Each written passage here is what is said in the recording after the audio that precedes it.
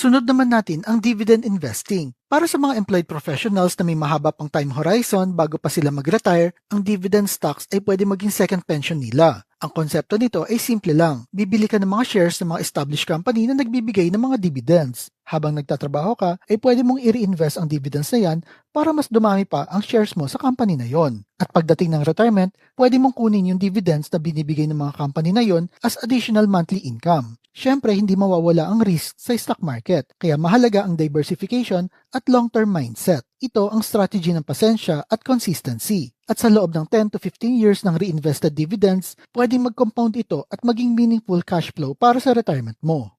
Ang isa pang pwede mong gawin ay magkaroon ng side business. Hindi ka naman ibig sabihin na kailangan mong mag-resign sa trabaho o mag-full-time sa negosyo. Pwedeng kahit simpleng consulting lang, digital services, dropshipping, rental income, o maliit na online business basta manageable. Ang objective ay magkaroon ng kahit isa pang stream of income na hindi directly tied sa trabaho mo. Dahil kung sakaling may mangyari sa trabaho mo before retirement, at least may fallback ka. At kahit pagdating ng retirement ay pwede mo pa rin i-maintain ang small business na yon as long na kaya mo pa. So tapos na tayo sa mga additional sources of income.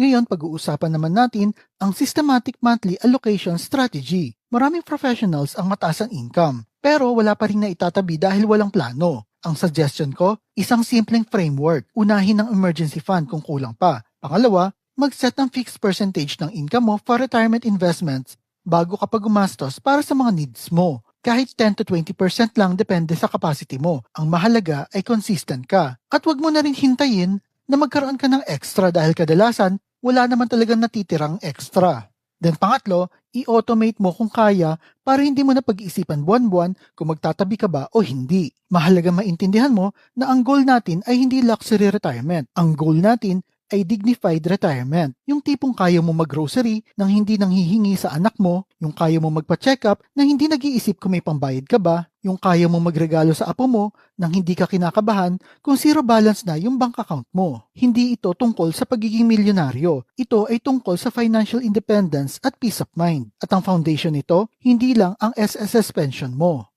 So balikan natin ang unang senaryo. 60 years old ka na, pero this time, iba ang kwento. May SSS pension ka na pumapasok monthly. May MP2 ka na nag-mature at na-roll over mo strategically. May dividend portfolio ka na nagbibigay ng additional cash flow. May maliit kang side income na optional mo lang ginagawa dahil gusto mo, hindi dahil sa kailangan mo. Iba ang pakiramdam ng ganitong setup. May control ka, may choices ka, hindi ka nakadepende sa isang source. Sa huli, ang tanong ay hindi kung may SSS ka ba o wala. Ang tanong ay sapat ba ito para sa future na gusto mo. Kung honest ka sa sarili mo, alam mo na ang sagot. Pero hindi pa huli ang lahat. Kung nasa 40